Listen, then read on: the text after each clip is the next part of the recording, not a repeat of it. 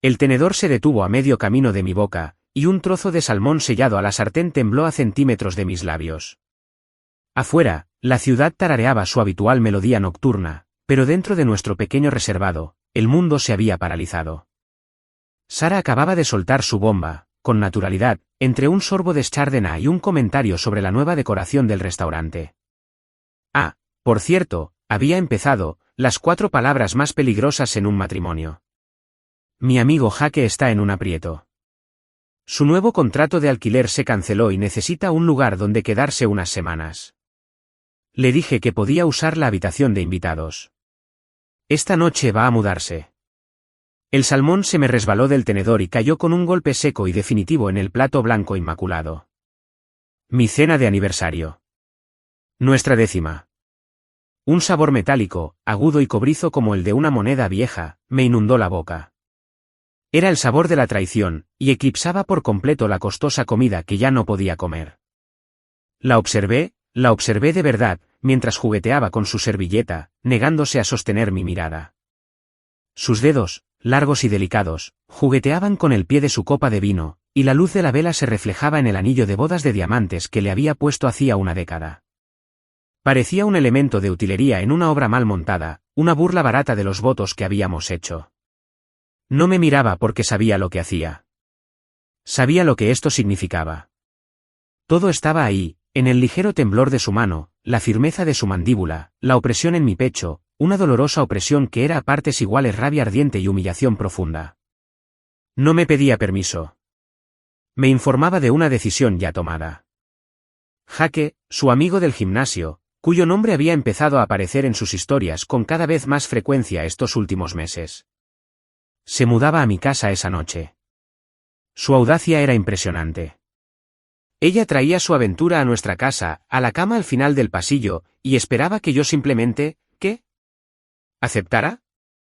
¿Que fuera el esposo amable y comprensivo mientras ella exploraba sus opciones bajo mi propio techo? Un fuego frío comenzó a arder en mis entrañas, cauterizando la herida que acababa de infligir y endureciéndola hasta convertirla en resolución. Miré mi reloj, las manecillas marcaban más de las 9. Un reloj diferente sonaba con más fuerza en mi cabeza, una cuenta regresiva digital.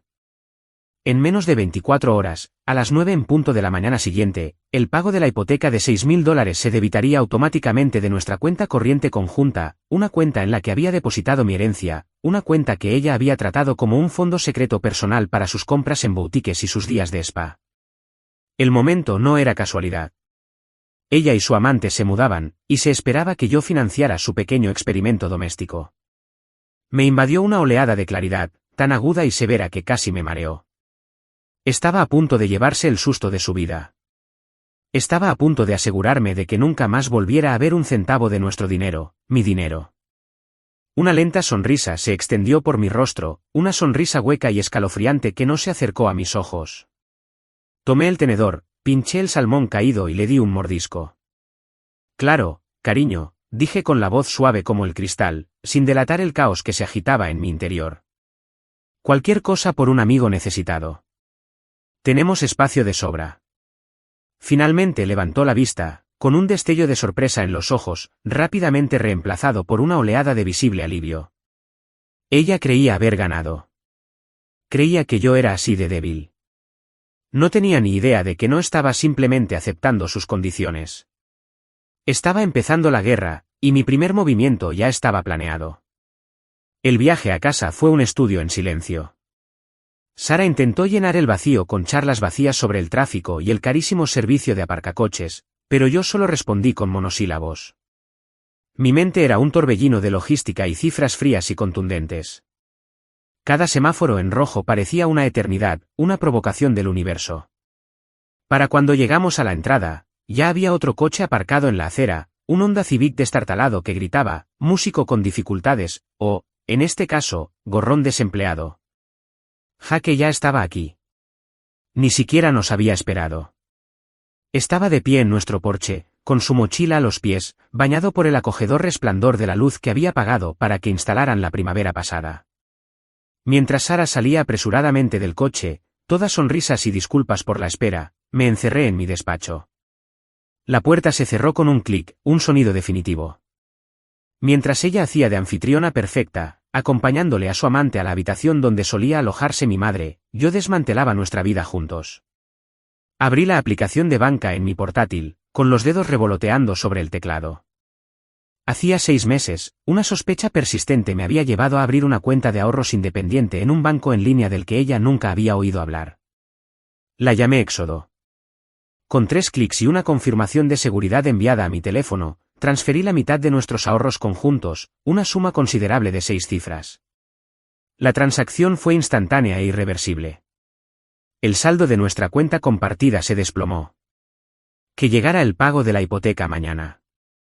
Se pagaría con lo que quedara, pero el fondo para mi futuro estaba ahora asegurado, bajo mi control. Un peso que ni siquiera sabía que llevaba encima se alivió de mis hombros. La primera acción decisiva se completó. Estaba mirando el correo electrónico de confirmación cuando se abrió la puerta de la oficina. Era Sara, con el rostro sonrojado y una falsa cordialidad. Ahí estás. Estaba acomodando a Jaque. Por cierto, me da las gracias otra vez. Es muy dulce de tu parte, Marcus. La condescendencia en su voz era como una cerilla encendida sobre yesca seca. Me puse de pie, y mi silla rozó el suelo de madera. No puedes traer a tu juguete aquí, Sara. Su sonrisa se desvaneció, la máscara se quebró. Él no es empezó, con la voz defensiva, un poco demasiado aguda. Levanté una mano, interrumpiéndola. Ahórratelo. Ambos sabemos lo que es. Nos miramos fijamente desde el otro lado de la habitación. Los 3 metros de distancia que nos separaban, un abismo lleno de una década de verdades no dichas y nuevas mentiras. Su mirada se desvió, incapaz de sostener mi mirada firme y acusadora. Ella sabía que yo lo sabía. El juego había terminado antes de empezar. Y su expresión, una mezcla de sorpresa y miedo incipiente, era más satisfactoria que cualquier cena de aniversario. Cerró la puerta sin decir nada más. 1 hora después, la casa estaba en silencio, demasiado silencio. Sara se había retirado a nuestra habitación, y solo podía suponer que Jaque estaba cómodamente instalado en su nuevo hogar temporal. Sin embargo, su bolsa de gimnasio seguía junto a la puerta principal, donde la había dejado. Era una bolsa de nylon barata, rebosante y con la cremallera parcialmente abierta. Me dije a mí mismo que solo la estaba sacando de la entrada. Me dije que era por orden. Pero al apretar la correa, supe que iba a mirar. Dentro de la habitación de invitados, dejé caer la bolsa al suelo. Unas camisetas y unas zapatillas desgastadas se desparramaron por el suelo. Pero, en un bolsillo lateral, vi un fajo de papeles doblados. No era una orden de desalojo ni una carta del casero. Era un contrato de arrendamiento formal, firmado y fechado. Se me heló la sangre al leer el nombre de los inquilinos, Jaque Miller y Jessica Albrecht. La dirección no era la de un nuevo apartamento que había perdido, sino la de un lugar donde ya vivía. Según el documento, su contrato de arrendamiento no vencía hasta dentro de 4 meses. Y el último detalle incriminatorio, la fecha de mudanza garabateada en los márgenes con lo que parecía letra de mujer, era la fecha de ayer. No había estado entre apartamentos. Su exnovia lo había echado. Me quedé allí, en la silenciosa habitación de invitados, con los papeles recién hechos temblando en la mano. La mentira era tan descarada, tan insultante en su simplicidad. Ni siquiera se habían molestado en crear una historia creíble. La fecha límite de pago de la hipoteca me acechaba, ya no era solo una presión financiera, sino una estratégica. Esto estaba planeado. Todo fue una actuación calculada, perfectamente sincronizada con nuestro mayor gasto mensual. Querían instalarlo en mi casa, crear un nuevo statu quo y hacerlo en un momento de máxima capacidad financiera, suponiendo que estaría demasiado distraída o demasiado débil para contraatacar. Pensaron que simplemente me rendiría y financiaría su sórdido arreglo. Doblé el contrato de arrendamiento con cuidado y lo guardé en mi bolsillo. Era una prueba irrefutable. En cuanto toqué esos papeles, la pelea se agravó. Habían cometido un grave error de cálculo. Confundieron mi paciencia con debilidad. No tenían ni idea de con quién estaban tratando. La mañana siguiente fue surrealista.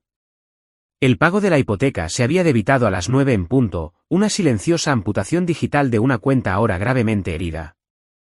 Vi aparecer la confirmación en mi pantalla, una sombría notificación de que, un mes más, estaba pagando el techo que cobijaba a mi esposa y a su amante. Desde la ventana de mi oficina, tenía una vista panorámica perfecta del patio trasero, el que había construido durante todo un verano, colocando cada adoquín con mis propias manos. Y allí estaban, Sara y Jaque, descansando en las sillas de mimbre que les había comprado para nuestro 5º aniversario, tomando café en nuestras tazas a juego. La ironía era tan grande que me atragantaba. Su risa, un sonido que antes apreciaba, ahora llegaba a mi ventana como un dardo venenoso. La observé mientras se inclinaba, con expresión animada, y le colocaba una mano con indiferencia sobre el muslo. No fue un roce fugaz ni amistoso. Se quedó allí, posesivo y familiar. Cubrió su mano con la suya. Mis nudillos se pusieron blancos alrededor del ratón. Esto no era solo una aventura, era una toma de posesión hostil. Estaban colonizando mi vida, una taza de café, una risa compartida, un toque íntimo a la vez. Fue entonces cuando tomé mi teléfono, abrí la aplicación de la cámara y acerqué el zoom. Clic, la primera evidencia nueva, su mano sobre su pierna. Clic, su mano cubriéndola de ella. Documentaría todo, cada sonrisa, cada mirada fija. Ya no era esposo, era investigador privado en mi propia casa. La mezquindad de su siguiente paso se hizo evidente alrededor del mediodía. Decidí pedir algunos libros en línea, guías para navegar un divorcio conflictivo. Me pareció apropiado. Procedí a pagar, ingresé los datos de nuestra tarjeta de crédito principal conjunta y presioné realizar pedido. Apareció un mensaje rojo, transacción rechazada. Lo intenté de nuevo, pensando que había cometido un error tipográfico, y rechacé la oferta. Saqué la tarjeta secundaria, la que usábamos para las recompensas de viaje, y rechacé la oferta. Un miedo frío, distinto de la ira ardiente de la mañana, me recorrió la espalda. Inicié sesión en el portal de tarjetas de crédito. Mi nombre seguía en la cuenta, pero el estado de mi tarjeta aparecía en negrita y rojo, desactivada. Debió haberlo hecho esta mañana, o quizás hace días. Había llamado a la empresa, se había valido de su autoridad como titular principal de la cuenta y me había neutralizado financieramente, o eso creía. Fue una maniobra diseñada para generar pánico y controlarme, para hacerme dependiente de su buena voluntad. La revelación fue impactante, no por su impacto financiero, yo tenía mis propias cuentas, sino por la premeditación que expuso. No era un flirteo reciente, sino una estafa a largo plazo. Era la guerra, y ella llevaba meses preparando sus líneas de suministro. Como última prueba amarga, abrí la pestaña de Netflix que seguía abierta en mi navegador. Presioné actualizar. La pantalla me pidió que iniciara sesión. Escribí nuestra contraseña habitual, Marcus y Sara para siempre. Contraseña incorrecta. También la había cambiado, un acto infantil y mezquino que, de alguna manera, me pareció más íntimo e insultante que las tarjetas de crédito. Me estaba bloqueando el acceso a nuestra vida digital compartida, borrando mis contraseñas una a una. Más tarde, la encontré en la cocina, tarareando mientras vaciaba el lavavajillas. Se giró, con una sonrisa falsa y radiante. Hola, Jaque y yo estábamos pensando en pedir pizza esta noche. ¿Alguna preferencia? Me apoyé en el marco de la puerta, cruzándome de brazos. Mi calma la ponía nerviosa. Lo notaba en cómo se negaba a quedarse quieta. Marcus, tenemos que hablar como adultos, dijo, cambiando su tono a uno de seria preocupación, como si yo fuera la irrazonable. Estoy de acuerdo, respondí con voz serena. Los adultos no trasladan sus asuntos al hogar familiar. Ella se estremeció. Te dije que no es asunto mío. Jaque es solo un amigo que estaba en una situación difícil. Su negación fue practicada, suave, pero las palabras eran huecas. Me mentía en la cara, de pie en la cocina que yo había pagado. ¿De verdad, una amiga? Me aparté del marco de la puerta y di un paso más cerca. Los amigos no empacan ropa para 3 semanas en unos días, Sara. Vi un destello de pánico en sus ojos. No sabía que había visto la bolsa de lona a rebosar. Fue un pequeño detalle, pero era una grieta en su historia, y ambos lo sabíamos. Es una bolsa grande, parece más de lo que es, balbuceó, volviéndose hacia el lavavajillas, sus manos golpeando los platos. La conversación había terminado. Había acertado el golpe. Le había hecho saber que estaba prestando atención. Mientras el calor abrasador de la tarde finalmente comenzaba a dar paso al frío de la noche, permanecí en mi puesto junto a la ventana de la oficina. Habían migrado de las sillas al sofá de la terraza, sentados más cerca ahora. El sol poniente proyectaba largas sombras sobre el patio, pintándolos de tonos naranjas y rojos. El descenso de la temperatura exterior coincidía con la creciente claridad interior. La furia ardiente y caótica se enfriaba, consolidándose en algo más duro, más frío y mucho más peligroso. Cambié la cámara de mi teléfono de foto a vídeo, apoyándolo en el alféizar de la ventana para mayor estabilidad. Los grabé durante 5 minutos seguidos, una película muda de su intimidad casual. Su cabeza descansaba sobre su hombro, su brazo rodeaba su espalda. Era irrefutable. Al caer la noche por completo, me senté en mi escritorio, con la única luz proveniente de mi monitor, mientras subía las fotos y vídeos del día a una carpeta segura en la nube, la misma donde había guardado un PDF del contrato de arrendamiento fraudulento de Jake. Cada archivo era una bala. Cada prueba era un clavo en el ataúd de sus mentiras. Creía ser astuta con sus trucos con la tarjeta de crédito y los cambios de contraseña, pero eran jugadas de una inexperta. Estaba construyendo un caso profesional, ladrillo a ladrillo. Dormir era un lujo olvidado. Mucho después de que la respiración de Sara se hubiera estabilizado a un ritmo constante y apacible a mi lado, un sonido que ahora me resultaba profundamente inquietante, me encontré vagando por la casa silenciosa y a oscuras. Me movía como un fantasma por habitaciones que de repente me parecían extrañas, mis pies pisando suavemente el fresco suelo de madera. En la sala, un tenue resplandor emanaba de la mesa de centro. Era el iPad compartido, el que usábamos para recetas y ver películas en streaming desde el sofá. Sara debió de dejarlo ahí después de que le bloqueara Netflix en el televisor principal. Lo recogí con la intención de conectarlo, pero la pantalla se iluminó con una notificación en la parte superior. Un mensaje de texto, no para mí, sino para ella, de Jake. El avance fue corto, solo 6 palabras: estuviste increíble hoy, no sospecha nada. Mi corazón latía con fuerza contra mis costillas, un pájaro frenético y atrapado. Con un dedo tembloroso, lo abrí. No había cerrado sesión. Todo su historial de e-mensaje estaba sincronizado, una crónica digital de su traición al descubierto bajo mis dedos. Me hundí en el sofá, el cuero crujiendo bajo mi peso, y comencé a leer. Todo estaba ahí, meses de ello. Volví a ver cómo su romance florecía, desde mensajes coquetos después del entrenamiento hasta planes explícitos para su futuro. Mi futuro, mi casa, mi dinero. Me pusieron apodos: el guardián, el señor cuenta bancaria, el ganso de oro. Cada mensaje era una nueva puñalada de traición. Vi cómo planeaba su llegada, la conversación sobre el momento oportuno, como ella le había asegurado que yo era demasiado predecible, demasiado pasivo para oponer resistencia. Y entonces lo encontré, la conversación que lo cambió todo. Era un hilo de hace 2 semanas, una discusión sobre estrategia legal. Mi abogado fue muy claro: Sara había escrito: necesitas vivir aquí para establecer la residencia.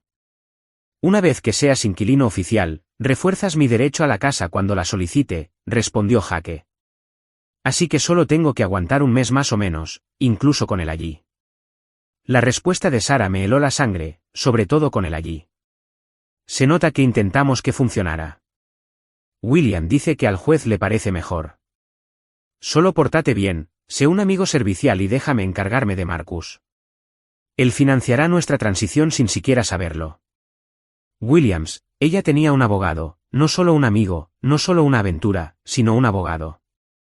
Este fue un asalto legal y financiero premeditado. Y la mudanza de Jake fue la salva inicial, una maniobra táctica aconsejada por su abogado. Sentí que el suelo se derrumbaba bajo mis pies.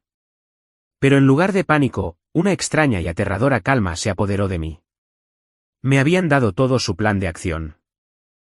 En ese instante, sentado en la oscuridad con las condenatorias burbujas azules y grises de su conspiración brillando en la pantalla, una visión del futuro floreció en mi mente, vívida y sorprendentemente clara. No fue un sueño de venganza, ni mucho menos. Fue una premonición de victoria. Dentro de 6 meses, estaré en la terraza de otra casa, un lugar completamente mío, con el fresco y limpio aroma a pino en el aire.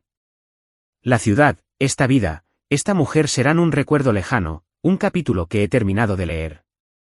Estaré con una mujer diferente, alguien cuya risa no suene a traición, alguien cuyo tacto sea genuino.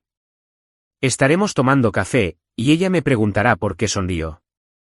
Y simplemente negaré con la cabeza, como si fuera una broma privada. Y me reiré, no con una risa amarga, sino con una risa profunda y genuina de libertad pura y sin adulterar, pensando en lo bien que me salió todo esto. Como su perfecta configuración fue el catalizador que me sacó de una vida mediocre que había confundido con una vida feliz. Esta visión no era una fantasía, era una promesa que me hacía a mí mismo. Era el destino, y el camino para llegar allí se había vuelto completamente claro. A la mañana siguiente, era un hombre nuevo, desempeñando un nuevo papel. Bajé silbando, un sonido que Sara no había oído en años.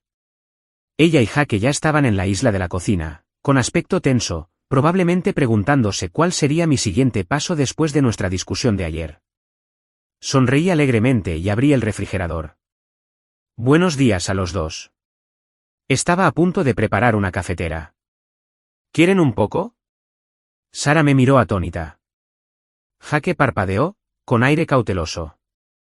Y bueno, seguí sacando el tocino. Estoy preparando un desayuno abundante. Jake, debes estar cansado de la comida para llevar. Después de todo, eres nuestro invitado. Déjame cocinarte. Yo era el marido complaciente perfecto. El cornudo alegre e indiferente. Su confusión era palpable y deliciosa. Pasé el día ayudando sin parar. Le aconsejé a Jake los mejores senderos para correr de la zona. Le pregunté a Sara si necesitaba que le trajera algo a la tienda. Estaba haciendo mi parte tan bien que empezaron a relajarse, intercambiando pequeñas sonrisas triunfantes cuando creían que no los veía. Creían que su plan estaba funcionando. Creían que había aceptado mi destino.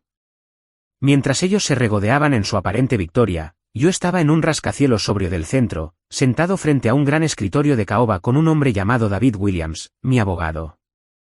Era perspicaz, centrado y desprendía una competencia tranquilizadora y sensata. Lo había conocido a través de un amigo, y su reputación lo precedía. Ella contrató a un abogado llamado Williams, preguntó, con una leve sonrisa en los labios. Lo conozco, agresivo pero descuidado. Confía en que sus clientes sean más inteligentes que sus cónyuges. Es una mala apuesta en este caso. Ya se lo había planteado todo, el cronograma, la llegada repentina de Jake, las tarjetas de crédito bloqueadas, el contrato de arrendamiento que había encontrado y la pieza de resistencia. Las capturas de pantalla de los mensajes de texto del iPad. Había pasado 2 horas antes del amanecer fotografiando meticulosamente cada conversación incriminatoria. Esto es extraordinario, Marcus, dijo Williams, reclinándose en su silla. La mayor parte de mi trabajo consiste en buscar este tipo de pruebas. Me las has servido en bandeja de plata.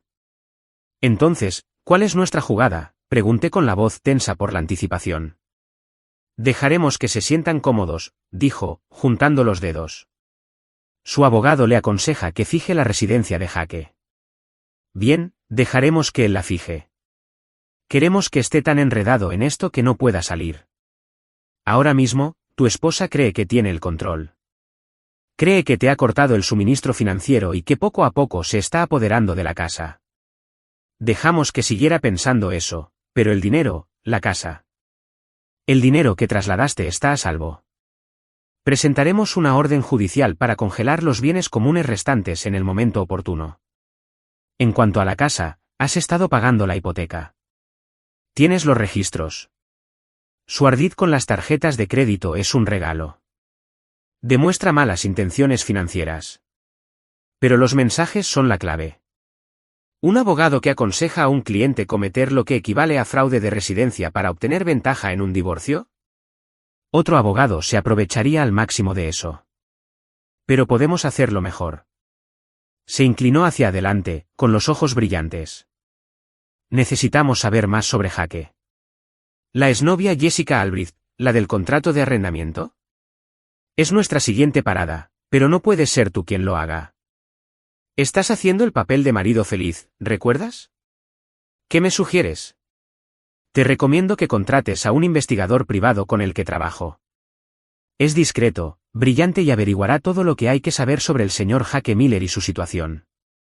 Veamos cómo se ve esta configuración perfecta cuando la iluminamos con una luz muy brillante y poco favorecedora. Salí de esa oficina sintiéndome de 3 metros de altura. La niebla de la humillación se había disipado, reemplazada por el aire frío y limpio de la estrategia. Tenía un plan, tenía un equipo. Esa tarde, mientras Sara y Jake se reían en el patio trasero, llamé desde mi coche aparcado a una manzana. El hombre al otro lado tenía una voz grave y baja. Le di los datos. Jake Miller, Jessica Albright. Su última dirección conocida. Estoy en ello, dijo, y la línea se cortó. El juego había cambiado. Creyeron que estaban jugando a las damas. Estaba a punto de empezar a jugar al ajedrez. Durante 2 semanas, fui el marido modelo, un ejemplo de paciencia y negación. Les preparé el desayuno, les pregunté cómo les había ido el día y fingí ignorancia con una actuación digna de un Oscar. Durante todo ese tiempo, el investigador privado fue mi ejército en la sombra, mis ojos y oídos en un mundo que creían que yo no podía ver. El informe llegó a mi bandeja de entrada segura un martes por la mañana. Era conciso, profesional y más contundente de lo que jamás hubiera imaginado. El archivo contenía una serie de fotografías de alta resolución, con fecha y hora, y geolocalizadas. Allí estaba Jake, no en una cafetería buscando trabajo, sino entrando al apartamento de su exnovia con su propio llavero. Allí estaba, cargando sus compras, con los brazos alrededor de su cintura con naturalidad. La última foto, tomada esta misma mañana, los mostraba besándose en su balcón, un tierno momento familiar. Él nunca la había dejado. No se quedaba en mi sofá porque no tuviera casa. Se quedaba allí en sus noches libres de su vida real. No solo jugaba conmigo. También jugaba con Sara. La comprensión me golpeó no con ira, sino con una claridad profunda y gélida. Había traído una víbora a nuestra casa, creyéndola su aliada, pero ésta solo era leal a sí misma. Esto no era un triángulo amoroso, era una cadena de engaños, y yo estaba a punto de romper cada eslabón. Reenvié el expediente al abogado Williams con un simple mensaje: ejecutar. El plan se desarrolló con precisión militar. A la 1:55 de la tarde, recibí un mensaje de texto del notificador. El paquete llegará en 5 minutos. Sabía por el calendario de trabajo compartido de Sara, otro hilo digital que había olvidado cortar, que todo su departamento de marketing se reuniría para su revisión trimestral a las 2 de la tarde. Me imaginé la escena, la camarera educada y con un atuendo profesional entrando por las puertas de cristal de su elegante oficina en el centro, preguntando por Sara Collins. Imaginé las miradas de sus colegas volviéndose, los susurros curiosos.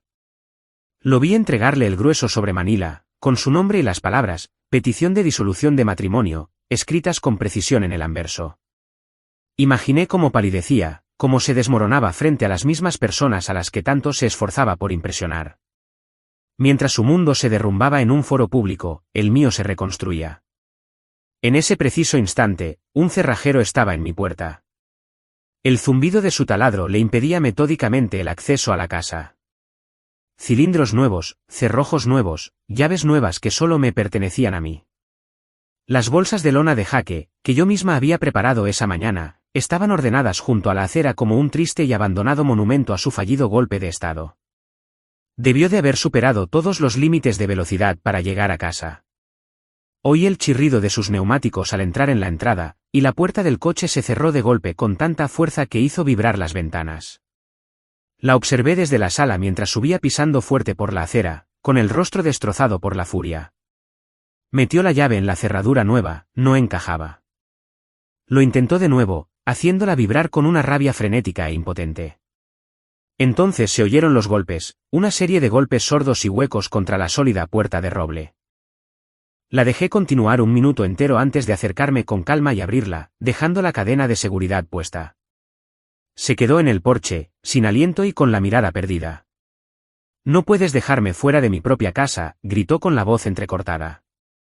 «Es curioso que digas eso», respondí, con un tono deliberadamente tranquilo y sereno, lo que la obligó a bajar el suyo. «Te invito a que revises la escritura, Sara, y luego los extractos bancarios. Fíjate quién ha estado pagando la hipoteca solo durante los últimos 8 meses mientras tu contribución se destinaba a, bueno, otras cosas. Tenía la documentación de Williams, que mostraba cada transferencia que hice para cubrir su parte mucho antes de que empezara este fiasco. Esto es una locura, Marcus, gritó, señalándome con un dedo tembloroso. Te has vuelto loco.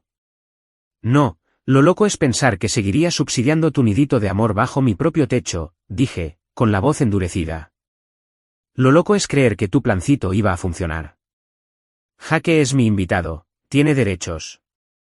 Jaque tiene una novia que se llama Jessica, Sara, dije, dejando el nombre flotando en el aire entre nosotros. Ha estado con ella todos los días. El detective privado tiene unas fotos preciosas si quieres verlas, o puedes pedírselas. Espera, dije, fingiendo recordarlo. Probablemente no puedas, parece que se ha alargado. Señalé las bolsas en la acera. Sus ojos siguieron mi gesto, y el último atisbo de lucha pareció desvanecerse en ella. Reemplazado por una creciente confusión y horror. No solo me estaba perdiendo. Se estaba dando cuenta de que su cómplice la había abandonado. Al atardecer, la guerra había terminado, y ella aún no conocía todos los términos de su rendición. La observé por la ventana como finalmente se rendía, con los hombros hundidos en la derrota, y volvía a su coche. Se quedó allí sentada un buen rato, probablemente intentando llamar a Jaque, un hombre que seguramente ya había cambiado de número. El último acto del detective privado fue una conversación discreta con el propio Jaque. Una simple presentación de los hechos que dejó claro que su estafa con varias mujeres había terminado. Unos pocos cientos de dólares probablemente habían bastado para asegurar su desaparición rápida y definitiva. Cuando su coche finalmente arrancó, vibró mi teléfono. Era un mensaje de texto del abogado Williams. Se emitió una orden judicial. Todas las cuentas conjuntas están congeladas, a la espera de una revisión judicial. Lo descubriría pronto, al intentar usar su tarjeta de débito para comprar una botella de vino o registrarse en un hotel. No pudo entrar a su casa. Su amante había desaparecido y ya no tenía acceso a nuestra riqueza compartida. Me quedé en el centro de mi silenciosa y recuperada casa. Por fin, de verdad, era solo mío. El sol poniente se filtraba por las ventanas, y por primera vez en mucho tiempo, sentí paz. El correo electrónico del nuevo y carísimo abogado de Sara había sido predecible, lleno de amenazas descaradas y falsas acusaciones de abandono y crueldad. Pero sus mensajes de voz contaban una historia diferente, una mezcla frenética de rabia, lágrimas y, finalmente, súplicas. Su última táctica fue una apelación desesperada a nuestra historia, una solicitud de una última sesión con el Dr. Peterson, el terapeuta de la pareja a quien no habíamos visto en años. Solo para hablar, Marcus, sollozó al teléfono, para que pudiéramos entender lo sucedido, para cerrar el capítulo. Sabía que no se trataba de cerrar el capítulo, sino de controlarme. Era un último intento de manipularme, de hacerme la víctima en un ambiente controlado con un público comprensivo. Acepté de inmediato, era el escenario perfecto para el acto final. Llegué puntual, vestida con un traje gris tranquilo que parecía una armadura. Sara ya estaba allí, sentada en el familiar sofá beige, pálida y con una expresión artísticamente angustiada. Se había posicionado como la esposa agraviada, esperando que su inestable esposo se sometiera. La doctora Peterson, una mujer amable de mirada tierna, me ofreció una suave sonrisa. Marcus, gracias por venir. Sara ha expresado que se siente muy abrumada por la reciente escalada de los acontecimientos. Espera que puedan hablarlo. Asentí, sentándome en el sillón frente a ellos. Con gusto hablaré, dije con voz tranquila. De hecho, me había preparado. Metí la mano en mi maletín y saqué una gruesa carpeta negra de 3 anillas, colocándola sobre la mesa baja de cristal que nos separaba con un golpe seco y definitivo. La palabra, evidencia, estaba impresa en una etiqueta pegada al lomo. La atmósfera en la sala cambió al instante. La doctora Peterson pasó la mirada de la carpeta a mí. Su calma profesional flaqueó. Sara lo miró como si fuera una serpiente venenosa. ¿Qué es esto, Marcus? ¿Una broma?, preguntó con voz tensa. No le respondí. Abrí la carpeta por la primera página, una funda de plástico transparente que contenía una foto brillante de 80x10. Era la foto que había tomado desde la ventana de mi oficina de su mano apoyada en el muslo de Jake en el patio. Le di la vuelta a la carpeta para que ambos la vieran. El doctor Peterson abrió mucho los ojos. Sara, comencé con voz desprovista de emoción. Quizás puedas explicarme esto. Sara se burló, un sonido frágil y poco convincente. Estas fotos son falsas. Probablemente las retocaste para hacerme quedar mal. Esto es patético. Pasé la página con calma y vi una impresión de los metadatos de la foto, que mostraba la fecha, la hora y el modelo de iPhone con el que se tomó. Las marcas de tiempo también son falsas, Sara. Volví a pasar la página, revelando las fotos de ellos en el sofá de la terraza, con la cabeza de ella sobre el hombro de él. Página tras página, una silenciosa presentación de sus mentiras. Y estas. Su bravuconería empezó a desmoronarse, reemplazada por un pánico creciente. Contrataste a alguien para que me acosara, acusó, subiendo la voz. Miró al doctor Peterson, buscando un aliado. Me hizo seguir, doctor. Esto es acoso. No contraté a nadie para que te acosara, Sara. La corregí con calma, con la mirada fija. Contraté a alguien para documentar tu fraude. Pasé a la siguiente sección, una copia del contrato de arrendamiento de Jake con Jessica Albrecht. Como este contrato, que demuestra que tu amigo sin hogar compartía una casa con su novia, o esto, continué, pasando la página a las capturas de pantalla de sus mensajes de texto. Este es mi favorito. Tu mensaje a Jake sobre cómo tu abogado, el señor Williams, te aconsejó que Jake estableciera su residencia en mi casa para reforzar tu derecho a ella en el divorcio. El doctor Peterson dejó escapar un grito ahogado. Miró a Sara, cuyo rostro se había vuelto pálido. El ambiente terapéutico había desaparecido, reemplazado por la fría y dura realidad de una declaración. Los ojos de Sara se llenaron de lágrimas de pura furia. No entiendes nada. Jake me ama. La dejaba por mí. Esto era real.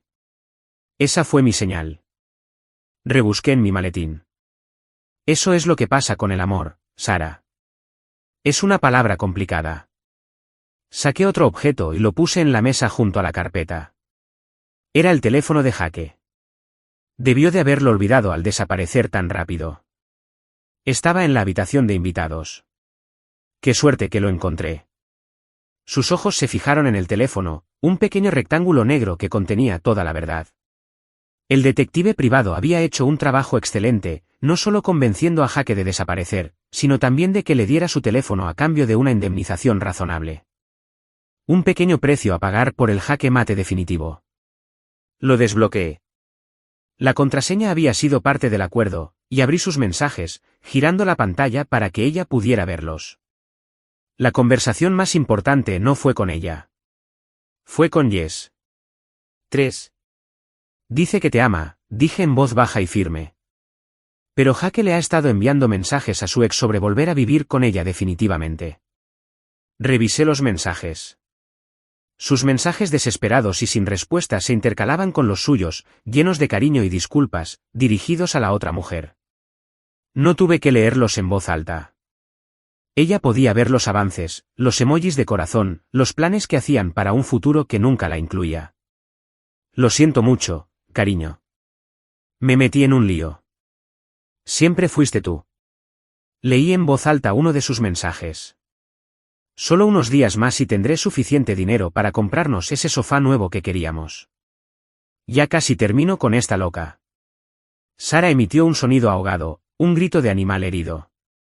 Se abalanzó sobre el teléfono, pero yo fui más rápido y lo retiré. Está todo aquí, Sara.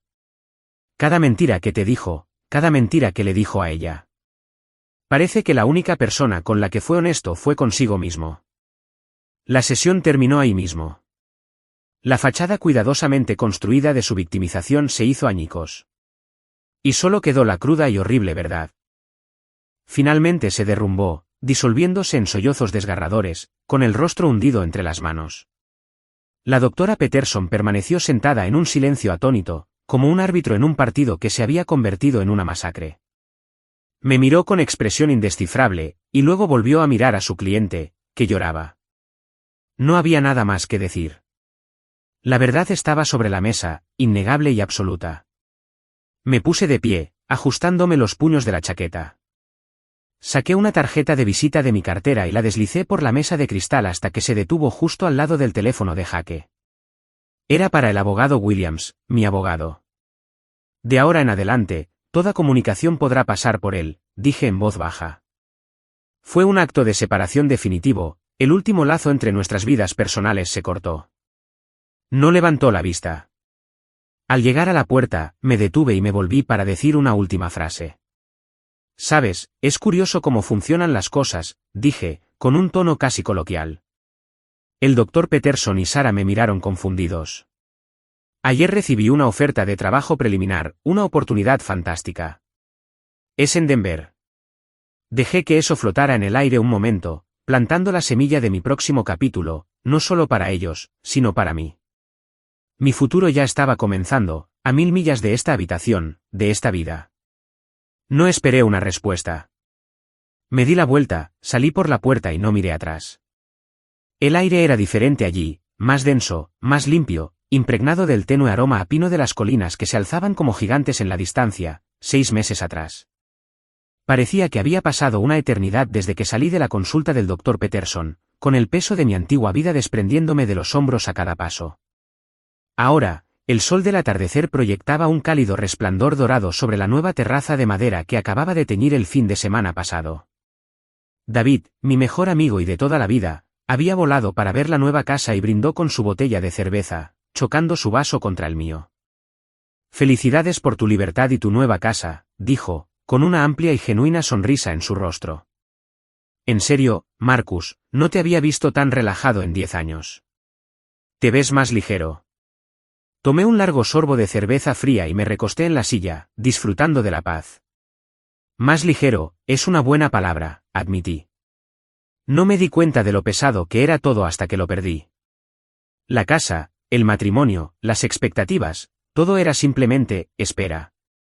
Nos sentamos en un cómodo silencio por un momento, viendo cómo el cielo se fundía de azul a naranja intenso sobre las montañas. ¿Has sabido algo de ella?, preguntó David finalmente con voz suave. Negué con la cabeza. No directamente. Los abogados se encargaron de todo después de ese día. Fue una ruptura limpia, lo más limpia posible. Ahora paso los fines de semana a 1 hora al oeste de aquí, en las montañas. Compré una pequeña cabaña abandonada, un lugar con forma de A, el tipo de lugar que siempre soñé tener, pero que nunca pensé que fuera práctico. Es un proyecto. Lo estoy renovando con mi contratista ahora novia, Emma. La conocí cuando estaba pujando por la remodelación de mi nueva oficina en el centro. Es brillante y divertida, con aserrín en el pelo y pintura en los vaqueros. Sus manos no son suaves ni cuidadas. Son fuertes y capaces, hábiles para crear y construir cosas, no para derribarlas. Juntos, arrancamos alfombras viejas, lijamos vigas de madera ocultas durante décadas y trazamos planes para un futuro que construimos con nuestras propias manos. La semana pasada, por una curiosidad morbosa que no pude reprimir, busqué el Instagram de Sara. Su perfil era público. Las fotos brillantes de ella en galas y restaurantes de 5 estrellas habían desaparecido. Habían sido reemplazadas por selfies tomadas en una habitación con un familiar papel tapiz floral y una cama blanca con dosel, el dormitorio de su infancia. Había vuelto a casa de sus padres, rozando los 40 y viviendo al final del pasillo de sus padres. Sus publicaciones estaban llenas de una alegría forzada y frágil, con subtítulos sobre nuevos comienzos y el descubrimiento de mí misma que sonaban vacíos. Jake no estaba a la vista, un fantasma que había desaparecido por completo de su historia. Al final, su gran y fraudulento plan para mi casa y mi dinero la había dejado solo con un billete de vuelta a su pasado. Hubo un tiempo en que ver eso me habría llenado de una sensación de triunfo vengativo, un amargo, te lo dije. Pero sentado allí, repasando la triste crónica de su vida menguada, solo sentí una profunda sensación de desapego. Sus decisiones eran suyas, y su destino era consecuencia directa de ellas. Mi venganza no residía en su fracaso, sino en mi propio éxito. Estaba en el aroma a madera recién cortada en la cabaña, en la risa relajada que compartí con Emma, en la tranquila satisfacción de pagar una hipoteca que era solo mía, en la espectacular e indiferente belleza de un atardecer en las montañas rocosas. El fuego de mi ira se había extinguido, dejando tras de sí no tierra quemada, sino terreno fértil. A veces, la mejor venganza es simplemente seguir adelante. Se trata de construir una vida tan plena y buena que no tengas tiempo de mirar atrás a los escombros.